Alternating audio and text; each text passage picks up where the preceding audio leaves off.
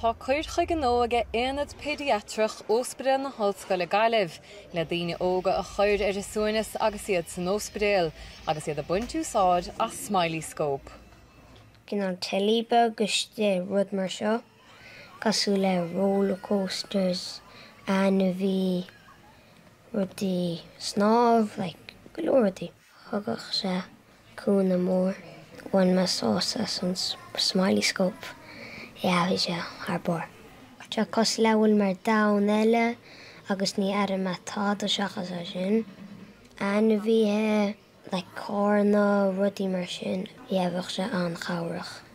Is spiacalaí móra iad le réaltacht í rúil agus ceol ar féidir os ciún 20 daon difriúil a Spáint a chabhróid le pean fá go bhfuil duine istigh san Ospidéal.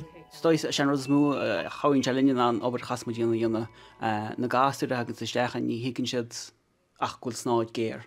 Tá muidir an sin i bhheil leis Smileyscope agus an obair chasmadíanana dhéanana gan bheith chu isteach róir.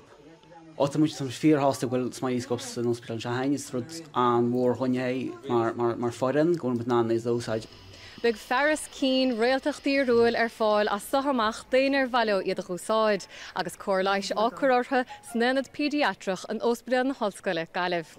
Róisín chéalachaid Nuacht Cúla4 an Gaillimh.